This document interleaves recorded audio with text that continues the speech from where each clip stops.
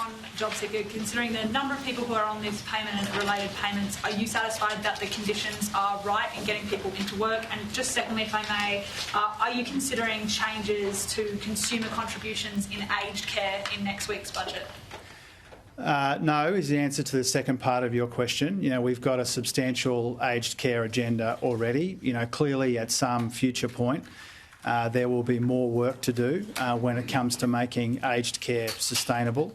But our focus in the budget, as we've indicated before, is beating down the changes that we've already announced, as well as giving aged care workers the kind of pay rise that they need and deserve to look after older Australians. Could you repeat your first question, Sarah? The JobSeeker, the mutual obligations and settings of getting people into work, just considering the number of people on the payment at the moment, are you satisfied that's all exactly the way it needs to be, or you look at...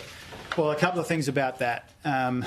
Obviously, it's really important that we get the JobSeeker payment right, that we do what we can in tight budgets and in an inflationary environment. But we shouldn't see the task ahead when it comes to Australians who are out of work as one that is exclusively about the adequacy of the payments. And the Economic Inclusion Advisory Committee report's got 37 recommendations. 36 of them aren't about the base rate of JobSeeker, and they are important too. We need to get local communities where there is entrenched long-term unemployment. We need specific initiatives there, and there will be in the budget. We've got an employment white paper that reports it towards the end of this year, which goes to some of these issues around participation.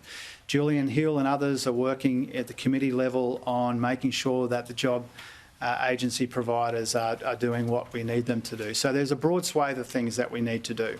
Now, I see today that Peter Dutton says that we should bring back work for the Dole, which I suspect might have been what's prompted your question. I think it's troubling that Peter Dutton doesn't know that work for the Dole is still in operation.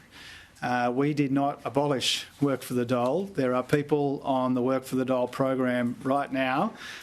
It beggars belief, frankly, that his one big contribution to this whole conversation is to bring back a program that hasn't been abolished.